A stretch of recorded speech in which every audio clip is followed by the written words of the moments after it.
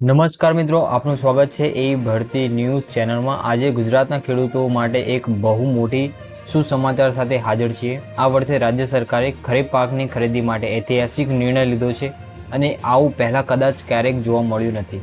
ચાલો જાણીએ આખું વિશ્લેષણ। મુખ્ય સમાચાર। ગુજરાત સરકારે જાહેર કરી છે રાજ્યમાં ખરીફ પાકની ટેકાના ભાવે ખરીદી માટે 300થી વધુ કેન્દ્રો ખોલવામાં આવ્યા છે અને જરૂર પડે તો એ સંખ્યા વધારવામાં પણ આવશે। આ યોજના હેઠળ ખેડૂતોથી મગફળી, સોયાબીન, અડદ અને મગ જેવા પાકો સરકાર સીધા ખરીદશે।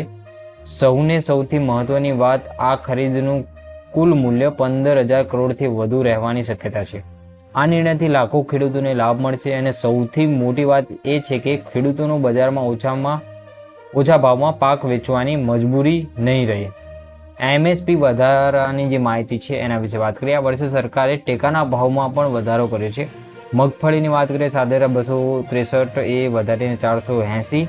અડદની વાત કરીએ, 7,800થી લઈને 400 રૂપિયા વધાર્યું છે। એમાં સોયાબીનની વાત કરીએ, 5,328 લઈને 436 રૂપિયા વધાર્યું છે। એમાં મગફળી 8,768 ક્વિન્ટલને લઈને એમાં ચાલુ છે એમએસપી કેટલું વધારવાનું। આ એમએસપી વધારો એનો સ્પષ્ટ સંદેશ છે કે સરકાર ઈચ્છે કે ખેડૂતોની મજૂરીનું સાચું મૂલ્ય મળે। સરકાર શું કહે છે? કૃષિ મંત્રી જીતુ વાઘાણીએ સ્પષ્ટ કર્યું છે કે ખેડૂતોને બજારની અનિશ્ચિતતા સાથે સુરક્ષિત કરવા આ પગલું લેવામાં આવ્યું છે।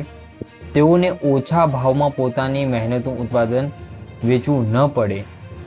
આ ખરીદી પ્રધાનમંત્રી અન્નદાતા આય સંરક્ષણ અભિયાન પીએમ આશા અંતર્ગત થશે।